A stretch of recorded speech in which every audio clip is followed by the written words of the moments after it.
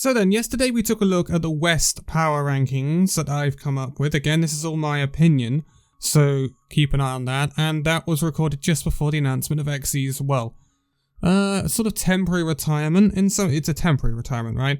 XE is being forced into this because of health issues, and I believe his contract is still active at Fuel, so he can return in 2022 if he so wished to. But that is a big blow for the Fuel.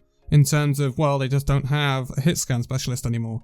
They are going to recruit though, so I did place them 5th, and I'm going to stand by that, because I don't think the Fuel will drop lower than the likes of Toronto and Atlanta. It heavily obviously depends on who they get in, but I believe they will recruit a pretty good replacement for XE. It is a massive blow close to the season, and it is a very big issue, because like, this is the problem with not recruiting well. XE said he'd been like this since the Paris days, right? So if Dallas knew about this, why did they not recruit a second hit scan to make sure they were not going to run into this issue mere days before the season? It's a really big mistake from the Fuel, and it will cost them in the very short term, leading up to the first tournament, but I think they will recover in the long term, so I'm still going to stick by their 5th place in the seeding. But we are not talking about the West this time, we are talking about the East. The East has 8 teams, and there are 2 travellers, should we say, to the east this time around. Los Angeles Valiant, or Mortals Valiant I should say, and then Philadelphia Fusion. The London Spitfire have left the east this time around, moving back over to that west region with their all-EU roster. So this is more difficult, in my opinion, than the West rankings. Simply because I think there is a lot of potential for teams to overachieve in the East, and it can be very hard to determine exactly where these teams are going to fall.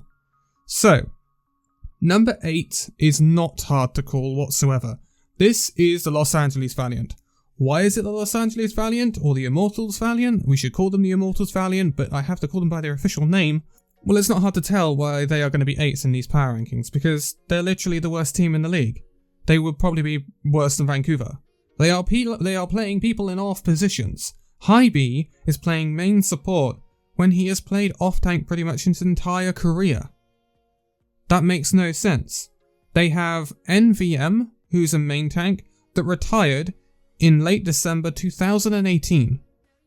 Just to put that in perspective, the last time NVM played competitively, Custer was on the Dallas Fuel. That is how long ago that is. That it is just and Crystal is unreliable. It is just a mess. It is a mess. Like, yeah, they'll be lucky to win a flipping game. They'll be lucky to win a map, to be quite honest. Like, it's just awful. It's absolutely awful. But moving on from the Valiant, 7th. Oh, people are not going to like this, but this is Guangzhou Charge, and the reason I've put Guangzhou Charge 7 is not because they're a bad team, it's because they're in a difficult region. If Guangzhou Charge were in, say, NA, or in the West, I should say, I'd probably put them somewhere near where Toronto were. But they're in the East, right? They are competing against some very stacked teams, and although I think they could have, in their right meta, a good stage, a bit like Paris last season, if a Genji meta comes up, then I think Guangzhou are going to do good with Choicer 1. But I think they will be like that. I don't think they'll be meta chameleons in some respects, where they just can fit into anything.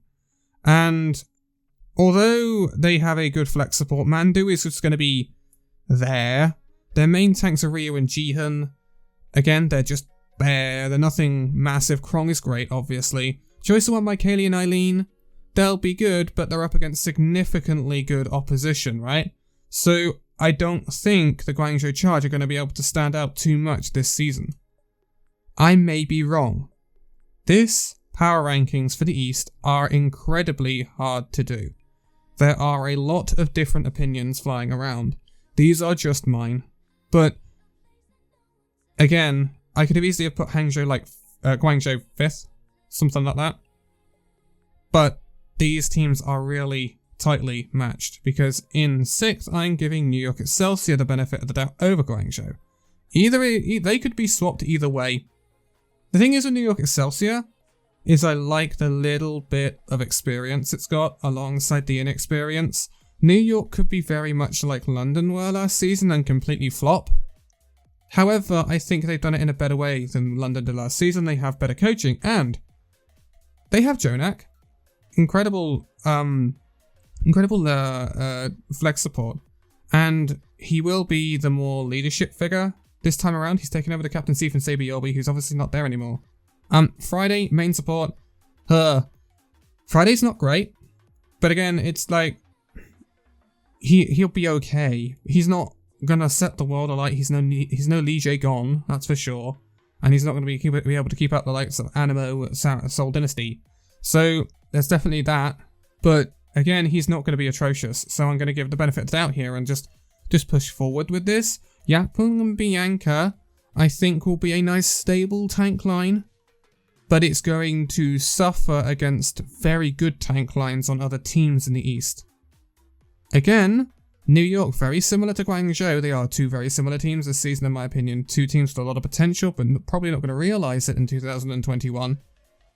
New York, transplant them over to the West region. Middle of the standings over there, probably somewhere near Toronto. But this is the East region, and this East region is going to be competitive, and there's going to be a certain amount of homestand, because there are going to be live games now, as it's been announced, for some of the Asian teams. Hangzhou, Chengdu have announced some, Shanghai, I believe, as well. So that's going to be a massive boon for that as well, which is really nice. It's nice to see some live games, but this won't be easy for New York. But they can get some really nice displays. I really do think they can. But overall, I think they're not going to be able to consistently beat out the likes of Seoul and people like that if they're going to be really right up there. And that's just unfortunate with the region they're in. It's a very competitive region. But in the long term, which is it definitely is the plan for New York, in the long term, I think they could be good. Next year, I think they really could be good. But it's going to take a lot of development. They've got a really nice spread across their DPS line. They've got Ivy as well, who's really good. They've got a really nice, diverse DPS line. Potential in their tanks. And they've got a nice balance of experience and potential in their support line. But it's going to take time to realise that. And therefore, I don't think this is the season for New York. However, 2022, keep an eye on it. Keep an eye on it. So, this is the one that people might be controversial about, because some people might put these guys 7th. This is Chengdu Hunters. Some of them might put them even higher. Chengdu Hunters, they are a crash and burn, or a set the world alight team. Sink or swim. Chengdu are one of the chunky rosters, the 12-man rosters, and they could literally field 2 separate teams, and they have changed a lot in this off-season. They've brought back in Rui as staff, as head coach, which I like. It makes the Chengdu Hunters a little bit more unpredictable. However, what I see in the Chengdu Hunters this season, which I have not seen in any season for the Chengdu Hunters, is the ability to be good across metas. Because they have brought in Gaga on the main tank, and they have brought in significant support reinforcement with 1987 Nisha. They've really changed things up, and then they bring in Jimmy and Kaneki in the DPS as well to work alongside Leave and Jinmu. I like the reinforcements for the Chengdu Hunters. It's bringing a lot of top-tier Chinese talent into the league, and this top-tier Chinese talent, that is not easy to say, believe it or not, has actually come from teams that have been not just dominating Chinese contenders, but they have been dominating Asian contenders. Team CC of China won the gauntlet ahead of Korea for the first time ever at the end of 2020. And so we cannot sleep on Chinese talent, because China is becoming a powerhouse of Overwatch talent in the East. Therefore, I think this year could be a breakthrough year for Chinese talent, and Chengdu Hunters are perfectly set up to be that breakthrough team. It's not going to be the Valiant, that's for sure, but Chengdu Hunters have got a lot of potential in my opinion. They could even be higher than where they are. And if they can hit the ground running, make sure they are capable across metas, which with the hero pools of these players they have now, they certainly can be. They should be able to handle anything that's thrown at them. The only issue with Chengdu Hunters is their off-tank. I think they are going to be relying on Elsa again with later on a two-way contract with Team Chaser. So I think that is a weakness for the Chengdu Hunters, and that's what makes them fall behind a little bit. But it is very promising. And if Elsa really clicks and starts to really play well, then we could be looking at a team that actually could be a very big surprise package in 2021. Don't sleep on the Chengdu Hunters. Don't sleep on the Chengdu Hunters, boys and girls. Anyway, number 4 is Hangzhou Spark, the other chunky roster. Hangzhou Spark have been given the benefit of the doubt over the Chengdu Hunters, the reason being they have more experience and I think a little bit more Korean potential. I like the recruitment of MCD. I think that really improves their support line alongside Mika Coldest and IDK staying. Godsby and Architect remain two very good DPS players. They're now backed up by So-Min-Soo and Shai. So-Min-Soo, I don't think he's going to start a massive amount, but he is a really good, nice, flexible DPS player to have in the back pocket. I think it's a really good pickup. Shai, a really hot prospect in China. Really hot prospect. Really nice to see him getting a shot at the league. Then we have the tanks like Gujue, Liji, Takoyaki, and Bana. That is stacked. Takoyaki, big up and comer, Korean main tank. Bana looked actually really good on London last season, despite London's mediocre season. A bit like Lister at the Shock. Like Bana was one of the standout players of that Spitfire side, and he made good of a bad team.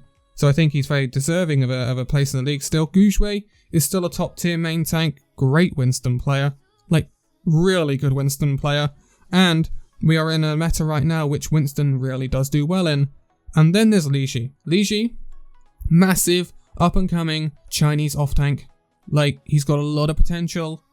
I really like the pickup. They've got two players here in Shai and Liji that have got an incredible amount of potential. Really hot prospects.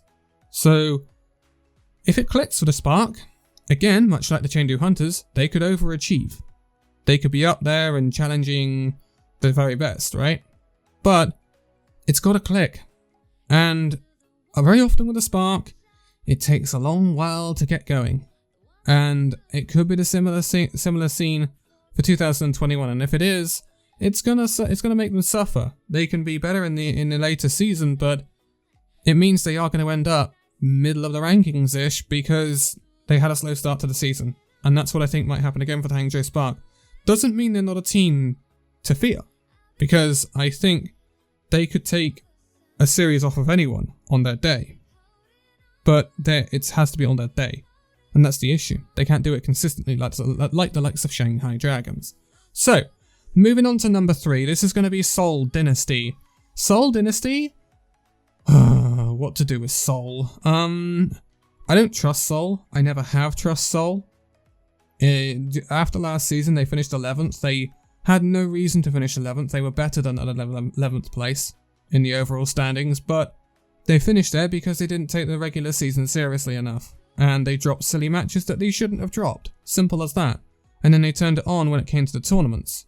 So, Seoul Dynasty, again, are a team that can go toe-to-toe with the very best. Look what they did to Shanghai last season. They're quite capable of doing that. Yes, there's been some changes. We see Sabiobi coming in. That's a nice leadership figure, not gonna lie. Animo's replacing Toby. Toby's gonna be a big loss, not gonna lie. But I think Animo is a really good in-game leader. Like, really good in-game leader previously from YXL. And then they're bringing in 2U permanently. 2U, another big off-tank hot prospect. Like, 2U looked really good at the end of last year. He really did. He's got a great Zarya, great Diva, great Sigma. I really like 2U. I really, really like him. So, Seoul have the potential to be number 1 in these standings. I do not have a doubt about that. I do not think they will be number 1 in these standings though, because I don't think they will be consistent. Which is annoying, because I think they could be, but they just aren't. Because At the end of the day, Seoul know what needs to be done. They have just got to get to the grand finals. It's not about looking the best. It's not about being number 1 seed, not losing a map. That doesn't matter at the end of the day. What matters is getting to the grand final and doing the job there. And that's what they did last season up until they met the San Francisco Shock in the grand final. And they took them rather close. So, yeah, that's why Seoul are a little bit lower. Because these two other teams, they will go hard in the regular season because they always do. Number 2 is Philadelphia Fusion. Philadelphia Fusion have had significant issues. Significant issues in this off-season regarding visas. Now, to put it out there, I do not know why Philadelphia Fusion went to the East region because, as we saw with the Guangzhou Charge last year with Nero and Neptuno, there were significant visa issues, and they couldn't play. Philadelphia Fusion had a mixed roster, and they decided to do exactly the same thing. And then they're surprised that they have run into visa issues. So yes, we're probably not going to see Poco, Funny Astro, EQO, and Shockwave. Which is very sad. And that is a massive part of, well, especially like Astro and Poco. Massive part of Philly last season. Massive part. Funny Astro is still one of the best main supports, in my opinion, the best main support around. And for him not to be able to play is a massive knockout blow. However, they have been recruiting fairly well. I have to say that. Carpe is going to be partnered with Rascal. Rascal is great. Can't deny that. Rascal is still a great flex DPS. Mano, I like the main tank. I do like the main tank. Then we have Alarm. Alarm is still one of the top flex supports in the league. Won't ever doubt that. He's now going to be partnered with Toby most likely. Toby coming in from the Seoul Dynasty. Toby was a rock for Seoul Dynasty last season. Absolute blimmin' rock. And featured heavily for Seoul Dynasty's run towards those grand finals. So he will be, again, really good for this Philadelphia Fusion side in Fanny Astro's absence. And he will offer very cool and calm leadership, which I think is what Philadelphia Fusion need in-game. The only issue with the Philadelphia Fusion, and it's why I don't think they can contest on number 1 team, is Hotbar. Hotbar is back and partnering with Mano after being at the New York Excelsior. And I'm pretty sure Philadelphia Fusion have recruited Hotbar because they had links to him previously because he was a previous Fusion player. And he was just available. The thing is, Hotbar kind of caused Mano hell last season. Like, okay, it really depends on 2 things. It depends on, 1, if the Philadelphia Fusion coaching staff can make Mano work with Hotbar. Because New York couldn't do it last season. And when New York switched from Hotbar to Bianca as their off-tank, pairing Mano with Bianca, they looked a lot more stable. And I am worried that the same thing could happen to the Fusion this year. If it does, Fusion will plummet. They will plummet to like 4th, 5th, maybe even lower, if that tank line really mucks up. But if it doesn't, if it clicks, they could be top of the standings. It would not be beyond Philadelphia Fusion's remit to do that. I am going to give them the benefit of the doubt and put in 2nd. And that will be controversial. But I do think it will work. And I kind of hope it does. And I kind of also hope later in the season maybe these visa issues get sorted out. Because if they do, Poco comes back, along with Funny Astro, Shockwave, and EQO. Those will be massive additions coming back in the later season to push Philly Fusion on even further. So we can't count out the Philly Fusion. But number 1 will be Shanghai Dragons, because this team just seems consistent. It just seems consistent. There's no arguing with it, right? Shanghai Dragons, they've made a few changes. They brought in Erster, Fate in instead of Fearless now. That's arguably a downgrade, but I think Fate is actually more flexible than Fearless is at times. But Fate is consistent, and he's paired with Moon as coach, and Moon and Fate get along very, very well. They still have Void, Lijigon Izayaki, which is a major staple of them last season, with Fletter and Lip. They still have their MVP, obviously. And then Molly coming in as that challenging flex support, which I think is also really, really good. Izayaki is the slight question mark for me, because I've always thought he's a little bit inconsistent and can be a little bit wacky with his ult usage at times. But I think it will be okay. And yeah, the East is difficult. There's a lot of teams that could cause some surprises. There's weaknesses in each team as well. I see weaknesses in Shanghai with Izayaki. I see weaknesses in Philadelphia with the off-tank. I see weaknesses in Seoul with coaching inconsistency. Like, there's a lot of potential upsets and problems with each team. But there is also phenomenal quality in the East. That's without a doubt. And, it's interesting. It's hotting up. It's going to be really, really interesting because tomorrow the season starts.